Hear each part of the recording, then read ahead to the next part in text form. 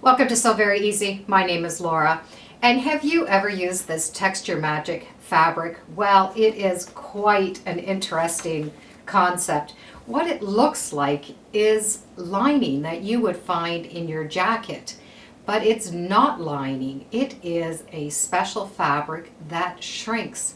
So what you're supposed to do is you're going to take this lining fabric and you're going to put a piece of fabric on top of it, and you're going to sew those layers together.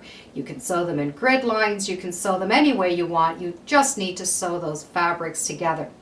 Then when the fabric is all sewn together, you take it to your iron or your steamer and you hit it with steam. And this lining fabric shrinks, so it makes that top fabric go into puckers. Now I know normally we don't want puckers in our sewing, but in this case we do. And it is going to texturize it.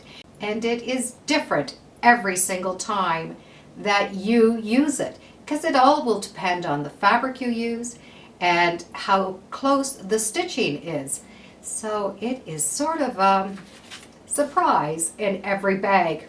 Now I'm going to make a flower out of this Texture Magic because, well, I think flowers should be texturized. I've got my inspiration from this fabric from Timeless Treasures. It has a beautiful blue background with the big yellow flowers, and I think it would make a great pillow. However, I'm not using this fabric. It is only for inspiration.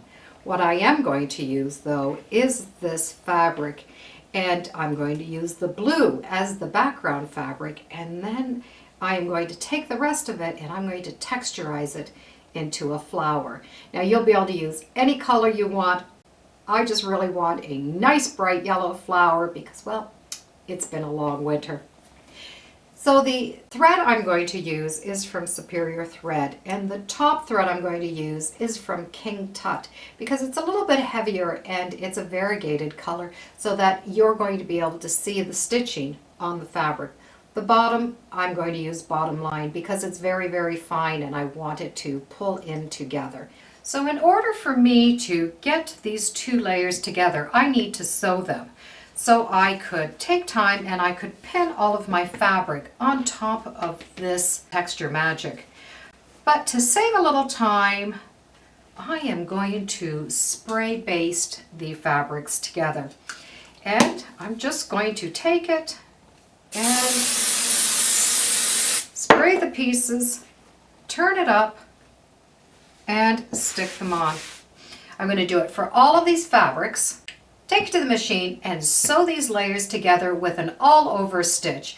And I would keep your stitching fairly close, maybe a thumb to 2 thumbs space and nothing more, because when the bottom fabric shrinks, that top fabric's going to puff up. So if you leave too big of a space, it's not going to puff up as nice. If you leave too tight of a space, it's not going to puff up at all. So a thumb to 2 thumbs, and that's what we're going to do. So I'm just going to stipple these layers together. So I've done an all-over stippling, and you can see I have about a thumb around each of them. This is a no-stress project. There's no right, there's no wrong. And if you do not want to do a stippling, well, you can always do a cross sewing. So what I'm going to do is I'm going to cut out each of these pieces of fabric and just match up the right sides together. And you do not need to use the same fabric. I'm going to be using different fabrics as I go along because I want the different look. And you're going to draw petals. And at this point, well, the petals are going to be your own size. If you want a small flower petal, well, you're going to do a smaller one. I'm going to go about the size of my hand, just as a judgment. And I'm going to do some petals. And I'm not going to worry too much about the shape or the size. I am just drawing petals. You will need to leave an opening on each of your petals because the black line here is going to be the stitching line. Then you will turn them right side out. So take it to the machine and sew right on your stitching line. So I semi-followed my lines and I've stitched the layers together. Now just cut out the petals and turn your petals right side out. And do that for all of your fabric. When I turn them right side out, all I'm going to do is just pull all those seams out with my finger. And don't stress too much about the tip.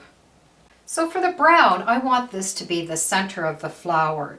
And I'm going to want it circular. So I'm going to sew these two fabrics together. But just to start with, take the back that you're going to use and just put a little slit in it. And make a circle and turn it right side out using that little hole. So out of about 3/4 of a yard, I was able to get 28 of these different petals. Now you don't need to have that many petals, and you can have more. They will just make a bigger flower or a smaller flower. But now that you have them all turned to the right side, you get to see the magic. You need an iron that has a lot of steam, and you're going to use the steam on the petal, not the sole plate. So you're going to keep the sole off of the fabric and just hit it with steam. You see how it's curling up? And you need to do that for both sides. Look how beautiful this has crinkled up, and it gives it such beautiful texture. Now, we need to get the rest of the petals done. All my petals and my center have all been steamed, so just trim off the extra fabric on the bottom. Now for the background fabric that the flower is going to sit on, I've chosen a blue, and I've also used a thread that matches very, very closely so that you would not see the stitching.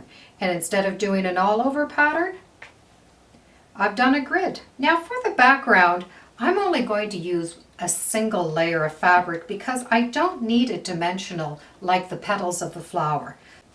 And the grid is about 2 fingers. Let's see the difference. So there it is. It's all puffy and dimensional. And the back fabric is flat. And I know you would think it would probably have gone puffy, but it's actually shrunk, which has made this go puffy. So I'm going to put the flower right on here, but before I do that, I want to square this up. To square it up, really just to cut it this way, you're going to have some issues with the little dimples in your fabric. So what you need to do is from the back, square it up. Push the ruler down and just draw a line where you're going to cut it. Then take it to the machine and stitch all the way following that line. Now that I've stitched on the line, I'm just going to take my scissors and I'm going to cut to the outside of the line. And that's going to hold all that little puffiness down for you to sew. Now we get to put the petals onto the background. Start with your center point and put it anywhere in this background that you want to. You can put it in the center or you can off center it. I'm going to do the center. And take your larger leaves and place them about 1 inch around the center. Then take them to the machine and just do a row of stitching to stitch those leaves down. The first row is stitched down and you're going to do the second row. And you're going to just place them a little bit over and just stagger them as you go along. Now you don't have to worry about the little stitching showing there because the next row will go here and it will cover those rows of stitching. Now I would recommend using a thread that's going to match your petals, and you can now start to overlap them. Pin them and bring them to the machine and do another row of stitching. Now you're going to continue with the next row all the way around until you fill up the center. And as long as your center is covered, well, that's good. And remember, they are reversible, so you can find the side that you like best. Pin them and stitch them around. So all of my petals have been stitched down. The next thing is the center. So make sure you have the center that doesn't have the cut in it. And well, you're going to place it here and stitch down. So the center is stitched on and all of our petals are very dimensional from both sides. So in order to finish this as a pillow, I'm going to take the same fabric that I did use for the background, and it will be cut the same size as the square up size that I did, not the starting size. And then I'm going to be able to sew it on, leave an opening so that I can turn it the right side out, and then I'm going to be able to stuff it. The side is stitched together and well, you are done. Now you do not need to do a flower with a point. You could do them with round edges and you can use them in many different colors. There's nothing saying you can't do a black and white polka dot flower. It would look very sharp.